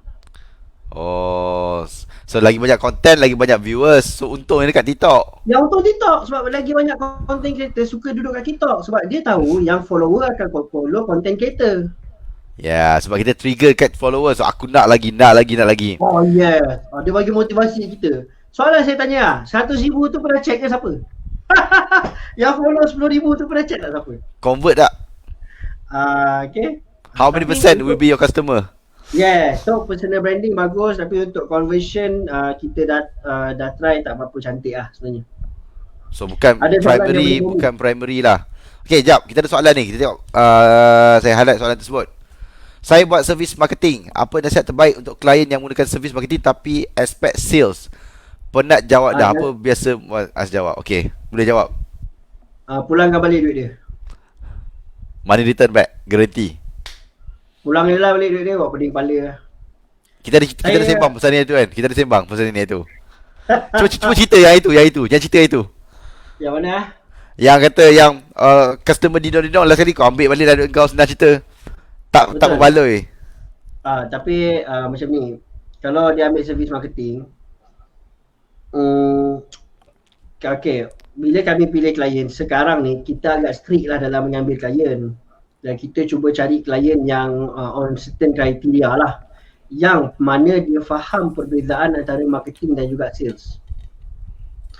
Okay, untuk business corporate, kalau kita pergi dekat corporate, department marketing dengan department sales ni asing. Dia ada head department HOD untuk marketing dengan HOD untuk sales. Betul. Walaupun dua-dua duduk, tapi dua-dua tak duduk bawah CMO pun. Tak silap saya, sales duduk bawah CEO. Tapi si marketing officer je duduk bawah apa ni, CMO. Marketing je duduk bawah CMO. Kan? Jadi sales dengan marketing ni memang asing kalau kita pergi corporate. Tapi bila kita cerita dekat SME ni dia fikir marketing tu sales lah. Sales and marketing. Dia sales dan marketing sekali. Sedangkan benda tu asing. Malah dekat dalam kami pun, dekat bawah ustaz, benda tu asing. Orang sales tak buat marketing, orang marketing tak buat sales. Dan KPI marketing lain, KPI sales lain dalam bawah ustaz. Okay. Tapi cara saya jawab adalah simple je. Kalau dia ambil servis tu daripada awal, kita sembang dulu apa akad dia. Akad kita dengan dia tu. Okey lah, dia ambil servis tu dalam contohlah dekat dalam kita punya proposal kan. Tanya dia ada tak sale dalam ni? Ada tak kami janjikan apa-apa sale? Return tu apa, bila you ambil package ni, okay, expect return berapa sales. Ada tak dalam dokumen tu? Kalau tak ada dan tak perlu lah. Sebab ada je klien kami yang ada benda tu. Ada je klien kami yang memang expect sales. Conversion tu. So bila ada klien expect sales, kita akan interview macam-macam lah. Okay, you punya sales channel macam mana, distribution macam mana, lepas tu customer business dah berapa lama, produk ni harga berapa, apa semua kita tengok dulu dan kita buat semua calculation. Kita rasa kita boleh deliver, baru kita deliver. Kalau kita rasa tak boleh, kita cakap tak boleh. Tolak. Even ada yang klien yang cakap kan, kami rasa kami tak boleh. Tapi saya rasa tuan boleh. Dia pula kata kita boleh. Sebab kita nampak dia boleh buat. Tak macam ni. Kita dah kata kat dia, saya rasa saya tak yakin saya mencapai. Saya kata kat dia, saya tak yakin saya mencapai. Dan kalau kita cakap kat dia, saya tak yakin saya boleh capai, kan lagi bagus. Saya tak yakin saya boleh capai ni kan. Ada juga klien yang pernah tanya macam tu kat saya. Saya cakap, saya sebenarnya tak boleh janji sale sebab sale ni rezeki. So rezeki ni apa ni bukan di tangan saya, di tangan Tuhan. Tu level kayangan jawapan tu. Saya cakap kalau saya boleh jamin sale Tuhan, lebih baik saya buat sale saya sendiri. Dah sebab marketing. Macam itulah lebih kurang kan. Apa orang kata, dia just managing expectation. So marketing ada KPI dia. Apa KPI marketing? KPI marketing adalah traffic. KPI marketing adalah views. KPI marketing adalah leads. Okay, KPI marketing apa saja, CPM, CPC, CPL, all the things tu, just bagi KPI marketing saja, dan make sure KPI tu kita achieve lah. So terangkan dekat mereka apa beza KPI marketing dengan KPI sales. Bagi dia faham dululah. Tapi itulah suka apa yang Muaz share tadi, not everyone is our customer. Okay, kalau faham konsep tu, rasanya mudah kot bila nak buat bisnes ni. Kita dah filter siap-siap lah. Macam tadi dia tanya macam-macam soalan. Jangan excited sangat dah dapat customer. Last kali akan jadi customer dari neraka. So, kita ada tolak satu customer yang nak spend 6 figure. 6 figure meaning million lah. 666 nama angka. Okay, 100,000.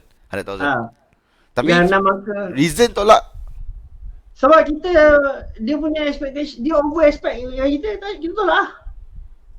Dia nak spend 6 figure tapi dia nak return.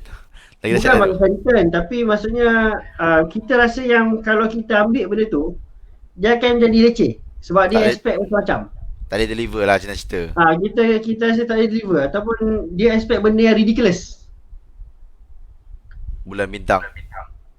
So kita tak nak janji bulan bintang, kita tolak lah. Lebih baik kita tolak. Lebih baik tak ada klien daripada ada klien yang meningkan. dan merosakkan reputasi. Betul. Dari kan maaf marketing balik cerita, oh bos tak kata boleh buat berbual, last sekali tak boleh buat. Ah, Habis. betul lah, macam itulah lebih kurang. But we talk about managing expectation tadi kan. Managing expectation. Mm-mm. Okay. So far bro, daripada pengalaman you buat business service ni, ada tak pernah dapat negative feedback? Dan kalau Pernah ada pernah dapat, macam mana you handle negative feedback tu? adab lah, adab makian je. Minta maaf. Macam nak betulkan balik persepsi berlaku? Adakah you do something untuk jernihkan balik keadaan ke macam mana ke? Kan macam ni lah, kita ada juga janji lah. Contoh macam okay, kalau saya tak dapat achieve something, sebab saya boleh capai KPI marketing lah. Contoh macam baru ni kita nak, dia nak CPC 50%. Boleh CPC 50%, no problem, kita boleh bagi. Okay. Dan juga kita janji kalau benda tu tak berjaya, kita ni lah, kita buat video baru untuk dia. Kita bagi servis percuma untuk dia. In return kalau tak jadi. In return kalau tak jadi. Dia mesti ada duration lah, berapa lama tu. Kalau tak Ada jadi, duration lah, something macam tu lah. Kalau saya bagi video satu lagi free je. Okay, apa ni, always make our customer happy, tapi bukan semua orang akan happy. Jadi kalau saya cara paling best sekali minta maaf lah, sorry, minta maaf. Satu hari 10 kali minta maaf, layan lah. layan lah. And sebab business service ni main dengan orang, main dengan manusia. Betul. Terpaksa lah, redor lah. Redor lah, layan je lah. Sorry. Sorry ni macam zikir lah. Okay. So kita kembali balik pada apa yang tadi yang Muaz nak cerita tadi tentang PKP pertama and then sekarang ni. How do you survive? How you manage your punya staff dan sebagainya. Sebab ni kita cerita pasal managing human. Okay, antara capital ataupun modal terbesar dalam business service adalah tenaga kerja. So mungkin Brother Muaz boleh share sikit tips ataupun cara macam mana nak manage bukan saja klien tapi mungkin internal tu sendiri, maksudnya staff dan sebagainya. Nak suruh dia orang keep on motivate buat kerja time-time macam ni, time-time PKP, time-time COVID ni. Macam mana nak buat? Mungkin cerita sikit lah tentang PKP pertama dan juga apa yang you improve based on pengalaman PKP pertama, apa yang you improve kepada PKP yang kedua ni. Sebab saya rasa ramai nak tahu tu. Okay, teruskan bro. Alright. Kita masih tengah live ke? Masih tengah live? Alright. Baik. Live setengah berjalan lagi dah sejam suku jalan. Boleh. So soalan yang yang lain-lain semua dah saya dah jawab Settle semua. Dah mak semua. Alright. So saya harap jawapan tadi tu boleh diterima lah kan. Okay. So soalan tadi pasal macam apa yang kita buat masa PKP yang pertama dan juga apa yang berbeza dengan PKP sekarang. Okay, masa PKP yang pertama dulu sebenarnya jauh lebih mudah daripada PKP yang sekarang lah untuk saya. Sebab masa tu semua staff kami adalah contract for service. Maksudnya mereka hanya dibayar mengikut servis yang dibuat saja. Bukan gaji. Bukan gaji. Okay, jadi lebih mudah nak manage sebenarnya. Lebih mudah nak manage masa tu dari segi kos. Dan juga Alhamdulillah walaupun musim PKP tapi kami masih boleh mampu bayar gaji minima untuk mereka semua. Dan waktu PKP pertama tu juga saya penuhkan peti ais kat dapur. Saya beli barang-barang dapur, beli beras, beli apa semua. Saya cakap kita nak, aku tahu kita tak boleh bayar banyak tapi kita cuba kurangkan kos kita. makan minum settle. Makan minum settle, goreng lah apa ada fish fillet ke, ada apa ke, korang bosan kadang-kadang makanlah yang kat bawah yang berbayar tu. Okay, tapi kebanyakan masa memang kita makan apa dalam peti ais je lah. So masa tu kita memang susah bersama-sama dengan tim kita. Okay, masuk walaupun saya duduk dekat rumah yang ada makanan, tapi bila saya datang office, waktu tengah hari dengan waktu petang, saya bersama-sama dengan staff lah dekat office. In which kita cuba kita orang kata apa, makan sama-sama. And then sebab mereka ni juga orang kata tak nak, saya bagi tahu lagi-lagi dalam business service ada persepsi yang aku je susah, bos aku je duduk goreng kaki je. Betul. Okay, macam aku je buat kerja and bos aku buat apa. Jadi kita tak boleh nak elak persepsi begitu berlaku. Benda tu memang tetap akan berlaku. Okay, macam mana pun tetap akan berlaku. Jadi that's why kita cubalah berada dengan kita punya team tu sebanyak masa yang mungkin lah, sebab somehow saya punya rumah dengan office pun dekat, jadi senang nak datang. Dan juga kita nak mereka tahu yang mereka tak berhadap situasi ni keseorangan. Okay, kita senang sama-sama, kita susah pun sama-sama. Dan masa PKP yang lepas, apa yang kita buat, kita bagi tahu dari sudut first kali, saya hasilkan produk digital which is high impact video formula. Saya ajar macam mana saya nak buat video yang high impact, sebiji macam saya buat. Macam mana video yang boleh hasilkan jualan 6 figure tu, macam mana, apa yang ada dalam video tu, apa yang video tu buat, macam mana nak buat skrip, macam mana nak cakap depan video. Kita buat high impact video formula. Masa tu kita hasilkan produk digital dan kita jual. Okay, dari situ pun Alhamdulillah dapat cover banyak kos lah. Okay, so saya tak reti buat produk digital Encik Muaz kan, macam mana you boleh buat? Okay, saya nak cerita, tak kisah anda pandai potong rambut ke, anda anda pandai buat ambil gambar ke, anda ambil video apa ni, pandai buat apa saja kan, semua benda tu sebenarnya adalah ilmu yang kita boleh ajar ke orang. Betul. Okay, dan sebenarnya masa PKP hari tu saya pernah upload kat situ, siapa-siapa boleh buat tutorial potong rambut, tolonglah buat kan. Kau jual RM30, insyaAllah boleh buat duit. Memang boleh buat duit. Okay, apa dia? Ada orang buat tak? Tak tahu ada orang buat ke tak kan. Tapi memang sebab masa tu saya cari siapa yang boleh ajar potong rambut. Sebab dari mas saya jenis tak suka rambut panjang. Okay. Lepas tu sampai saya suruh bini saya potong lah kat rumah. Saya suruh orang saya potong sebab masa tu saya sekolah asrama kan. Dulu sekolah asrama. Jadi bila suruh orang asrama ni pandai lah juga potong rambut. Tapi bila nak suruh orang potong kan tu kan, kita pegang sikat kat sini jadi pelik lah juga kan. Rasa cari telinga tu kembang, takut hilang. Dan jadi vlog lah tu, saya buat jadi vlog dan dapat view jugalah kan, sebab orang cari jalan potong rambut masa PKP kan. Okay. So macam kata memang bagus, memang sangat inilah membantu. Kalau kita boleh jual produk digital. And then boleh macam mana pula kita orang boleh buat video adalah ada certain klien yang kita minta dia shoot sendiri kat rumah, yang mana saya sediakan skrip, saya direct video tu daripada jauh. Saya cakap shoot macam ni, lepas tu saya suruh pergi kat rumah dia, boleh tak ambil semua gambar-gambar sekeliling rumah. Lepas tu saya ambil gambar, saya cakap shoot dekat sini, lighting macam ni, lepas tu background dia apa, semua saya ajar dia shoot, lepas tu dia hantar footage, kita edit. Macam tu lah cara raw file daripada dia orang. Raw file daripada dia orang. So hantar edit je. So maksudnya tak ada halangan lah kalau tak ada nak shoot pun. Macam tu, mungkin tu lah kot jawapan pada yang tak shoot, walaupun tak shoot tapi still boleh buat video. Adakah itu? Betul. Dan ada juga yang product owner yang hantar produk dekat kita, kan postage boleh jalan kan. So dia hantar produk, lepas tu kita buat video produk lah. Video buat produk yang dalam studio saja lah. Macam sekarang pun sama juga, kita banyak yang shoot dalam studio saja. Sebab studio kami ni dah ada tempat macam ruang tamu, ruang macam dapur, semua dah ada. Dah full set dah, maknanya datang tu semua boleh jalan. Lepas tu kita ada satu lagi set yang memang dah ada bilik tidur apa semua memang dah ada lah. Kita memang ada set tu memang bawah kita. Jadi dia memudahkan untuk syuting walaupun kita tak boleh shoot kat luar sekarang, macam tu lah. Which is kita dah belajar daripada pengalaman yang lepas. So whatever happens pun insyaAllah kita masih boleh bergerak, tapi mengikut SOP yang ditetapkan lah. Sebab kita boleh buat penggambaran, boleh minta permission penggambaran sekarang ni, tapi bawa 2 orang. Bawa 2 orang? 2 orang termasuk sorry 2 orang maksimum. Bawa 2 orang, 2 orang maksimum. 2 orang kru dan juga orang yang berlakon. Jadi yang berlakon boleh seorang, yang kru boleh seorang. Siapa yang buat lighting, siapa yang buat rail? Dah kena ajar sendiri lah. Ataupun mungkin hari pertama tu team lighting datang dulu untuk setting ke apa ke.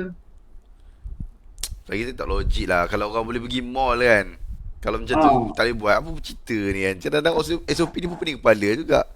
Tapi kita follow je lah SOP. Sebab kalau kena denda, satu kepala 1,000. Tak baloi nak lawan. Tak baloi. Tapi lah macam mana pun duit kena cari. Based on pengalaman pertama, sale kena jalan, production kena jalan. Tapi tak worst case scenario, Bro, kalau sambung lagi lah PKP bro. Okey bro. Kalau sambung lagi PKP, kemungkinan besar kita akan cuntikan staff tanpa gaji lah. Kemungkinan besar worst case scenario. Worst case scenario lah, kita pasti cutikan ke, tak tahu lah kan. Tapi kita adalah pivot dia. Macam mana pun business is business. Business ni bukanlah always nak buat profit, tapi kita Betul. pun nak kena stop loss. Yep. Kan? Cerita profit je tapi Uh, loss kena cerita tak? loss ni cerita lah. So time kena stop loss lah. So kita kena negotiate lah dengan kita punya team. Ataupun kita akan place, kita carikan kerja lain untuk team kita ke. Macam itulah. Kan kita bukannya nak buang, tapi kita cuba Betul. carikan tempat lain yang sesuai untuk dia Dah. ke. Mungkin sementara Ah, waktu lah. Sementara waktu. sementara waktu minta dia kerja dekat sini ke. Macam itulah. Sama okay, saya kalau boleh memang tak nak lah. Kita punya goal untuk PKP kali ni, we want to keep everyone in the team. And then jangan bergantung pada satu business model saja. Which is kalau saya tegak maksudnya tegak ni luar bendul lah. Luar bendul shoot video tak ada shoot video dulu rumah tengok kan. Tak ada projek tak Tak jalan. boleh lah. Tak jalan kan. Paling-paling mungkin saya boleh pindahkan tim saya ke Pahang atau Kedah yang boleh buat syuting. Hmm. Kita cari jalan juga, cari settlekan juga. Kena Sebab macam mana agile pun lah. betul. Sebab kita ada fikirkan why not kita pergi ke negeri yang boleh syuting. Kita semua travel, setiap Jom, orang sekarang dua jom. orang naik kereta. Contoh macam tu lah. Just orang kata kan, kita tak boleh buat bisnes kat tempat kita, pergilah tempat lain yang boleh buat bisnes. At least sejalan. Yes, Sejalan. dan waktu hari kita start PKP semalam Rabu kan. Hmm. Hari Selasa, production dekat dalam KL Selangor semua dah keluar. Semua pergi negeri-negeri yang PKPP. Yang boleh jalan. Yang boleh jalan syuting. Nak tak nak, rule tetap rule. Takkan nak bayar satu, kalau kru tu 20 orang, 20,000 nak bayar lagi. Tak baloi. Save berapa? Tak perlu kan. Jadi, just buat apa yang kita mampu buat dengan apa yang kita ada lah. Yep. Tu pasal dia agile, kena pivot. Tadi ada bro cakap pasal pivot. Apa yang saya boleh faham kat sini, apa yang bro cakap tadi ialah don't put all egg in one basket. Jangan letakkan semua telur dalam satu bakul. Kita kena asing-asingkan lah. So contoh macam tak boleh buat ni, okay, tak apa, sebab you ada brand. Contoh kalau korang dah ada brand, tak semestinya satu hari nanti brand korang tak boleh buat benda lain. Contoh macam Samsung pun asal jual sayur. Samsung pun asalnya jual sayur, bukan jual TV pun. Jadi mungkin ini waktu dan ketika kita tengok bisnes apa nak pivot. Even Asia pun pivot kan bro. Asia daripada kapal terbang kepada buat runner. Okay, mungkinlah sebagai, saya rasa ada soalan lagi tak? Ada soalan lagi tak kat sini? Kalau tak ada soalan, saya nak minta kata-kata akhir daripada Bro Muaz, sebab masa pun dah pukul 11. Mungkin saya nak minta dengan Bro Muaz tiga pesanan akhir kepada pemain-pemain business service di Malaysia. Apa yang perlu anda prepare sekarang ni? Apa yang anda perlu prepare? Okay, based on pengalaman PKP pertama. Tadi saya Bro Muaz dah ada bagi dah sikit hint dia. Apa perlu prepare ataupun apa nasihat kepada business service bagi menghadapi waktu macam ni. Okay, kalau ada tak ada soalan, saya hold dulu soalan tu. Saya hold dulu, mungkin Bro Muaz nak fikirkan dulu jawapan dia. Jadi saya buka dulu kalau ada soalan lain-lain, soalan-soalan lain. Okay, kalau mungkin ada satu soalan lagi daripada audien kita. Dan mungkin boleh juga anda komen saya jika anda masih menonton siaran live ni. Ini live bukan recorded, ini live. Kita akan respon daripada apa soalan yang anda cakap, kita akan respon. Okay, sementara saya bagi masa seminit 2 untuk Brother Muaz nak golongkan sesi kita hari ini. Okay, 3 nasihat kepada pemain business service. Apa yang kita boleh expect, apa yang kita kena buat, apa yang kita prepare dan sebagainya. Okay, ada lagi tak soalan-soalan? Kalau tiada, saya akan terus kepada Brother Muaz. Okay bro, 3 nasihat atau 3 tips based on your experience. Okay, kalau untuk pemain business service, macam mana pun lah kalau anda buat bisnes ataupun tak kisah bisnes apa pun, yang pertama, always kita kena jaga, yang penting ada mindset yang betul, which is tolong make sure yang mindset kita adalah untuk bagi servis yang the best lah pada pelanggan kita. So kalau waktu sekarang ni kita tak boleh nak buat servis, maksudnya kita tak boleh menjalankan servis tu, jadi jaga hubungan dengan kita punya pelanggan. Maksudnya contact lah semula pelanggan-pelanggan yang lama, mungkin pelanggan-pelanggan yang terlepas pandang apa semua sebelum ni, cuba hubungi mereka balik. Sebab pelanggan ni adalah kita punya lifeline lah kan, kita punya lifeline. And then yang kedua, jangan bergantung pada satu bisnes model. Kalau kita punya bisnes model yang ada sekarang ni tak boleh, apa orang kata, tak boleh jalan, jadi jangan stuck kat situ. Okay, cuba saja apa saja benda baru yang kita boleh buat. Jual lah apa-apa. Ada je kawan saya yang fotografer, lepas tu pergi jual lai cikang lah, apa lah.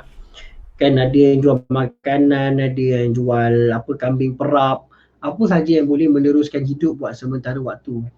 Dan juga bila kita jual barang-barang tu, okay, bila anda buat business service, tapi contohlah anda buat business service video kan, tapi kemudian anda jual kambing perap kan, apa, tak salah pun kita nak letak flyers kita dengan ataupun name card kita masa kita jual tu, tak salah pun. Bagi tahu je lah saya sebenarnya fotografer. Kod-kod lah nanti yang beli kambing perap tu anak dia nak kahwin ke apa, dia boleh ambil servis kita. Jadi jadikanlah itu satu cara untuk mempromosikan juga diri kita ni. Channel. Walaupun kita tengah jual benda lain. Okey, apa salahnya? Tak salah. Benda tu memang okey, tak ada masalah. Bagi tahu je sebenarnya saya videographer, tapi sekarang ni saya jual lah kambing ataupun caketiau ni. Sementara nak apa, ekonomi okey. Ada je videographer yang sekarang ni saya kenal jual apa balik dekat Wang Semaju. Memang sangat orang kata sangat, sekarang ni dia dah malas buat video, nak jual apa balik. Okey. Pun ada juga. So jangan bergantung pada satu bisnes, open your mind, buka fikiran, yang kemungkinan besar kita ada lagi apa ni, mungkin ada rezeki kat tempat lain lah. Okay. And then yang ketiga, cuba kerjasama dengan orang, apa ni, banyakkan bekerjasama, networking lah. Banyakkan kita punya networking dalam orang pelbagai bidang. Jangan duduk dalam circle kita je. Videographer duduk dalam circle videographer, editor duduk circle editor, yang designer duduk circle designer. Okay, cuba keluar dan mingle around dengan orang-orang yang di apa orang kata dalam bisnes berbeza. Ataupun anda pergi, kalau anda tak reti nak mingle around, saya dengan Khairul ni, kita orang ni menjadi langgar je. Siapa-siapa kita kenal, kita tak kenal, kita memang langgar je. Tapi kalau tak apa, boleh je pergi ke apa ni, masuk macam mungkin circle Aizal Osman ke, circle Hasbul Brothers ke, Najib Asadok ke, tak kisah pun, kita okey je, saya tak kisah pun, as long as you ada circle ataupun circle BNI ke, okay, Business Network International ke, tak apa, bayar sikit untuk network kan, berbaloi. Berbaloi, dia adalah investment yang berbaloi. Tapi kalau malah nak invest, muka tak malu macam kita dua ni. Free approach. Free langgar je. Approach je kan. Ataupun cubalah bertanya. Banyak je orang yang bijak pandai ni sebenarnya, kalau kita tanya dia jawab je. Kalau tak jawab janganlah kecil hati, relax lah. Dia bukannya sifu kita pun. Ada je orang yang power-power, saya PM sampai sekarang tak reply dah 3-4 tahun. Tapi tak apa lah, yang penting saya dah try tanya kan. Tak dapat lah. Tak dapat tak apa. Tak salah berjumpa kan. Okay, so first kali mindset tadi, and then second, jangan bergantung pada satu business model, and then ketiga, networking lah. Network tu memang sangat-sangat membantu lah. Dia membantu dalam kadar yang kita tak boleh bayangkan. Betul. Okay. Thank you bro. Saya suka untuk yang point 3 tu. Sebab apa? Kalau anda faham, dalam rezeki kita ada rezeki orang lain, dalam rezeki orang lain ada rezeki kita. Mana tahu kod-kod orang yang kita jumpa tu jadi business partner kita ke, ataupun dia offer kita, jom bro kita buat collaboration together. So mana tahu kod-kod kan, rezeki terpijak Allah nak bagi time-time PKP ni. Dan satu lagi, kalau ikutkan based on apa Brother Muaz cakap tadi, bagi saya lah, satu ilmu yang especially orang muda lah, orang muda kena pandai buat ialah ilmu ngopi ataupun ilmu ngeteh. Kena pandai buat. Seriously, jangan malu, jangan segan, langgar macam tadi Muaz cakap, langgar je. Kau rasa nak orang tu, kau nak jumpa orang tu. Macam saya jumpa dengan Muaz, bukan kenal pun. Seriously, saya tak kenal, buat muka tebal je cakap, bro, kau ada kat Terengganu bro? Ada kat Terengganu. Aku nak jumpa boleh tak? Padahal sebelum tu tak pernah jumpa. Serius, wallahualam tak pernah jumpa. Tapi bila dah jumpa, macam sembang tu, macam kalau orang tengok kan, masa kita orang tengah sembang tu, macam dah kenal lama dah pun. Macam relax, sembang, sempoi, relax. Siap saya bawa dia datang office saya, lepas tu advice saya punya business sebagainya. Trust me, orang-orang yang hebat macam Brother Muaz ni ramai lagi kat luar sana. Mereka ni tak kena kod pun. Seriously, korang je takut. Tengok dia cuy, takut lah nak approach dia orang, takkan kan kena marah kan. Tak cuba tak tahu. Approach je. Ini nasihat especially for those yang mungkin fresh graduate, yang baru habis belajar, takut nak macam mana pun.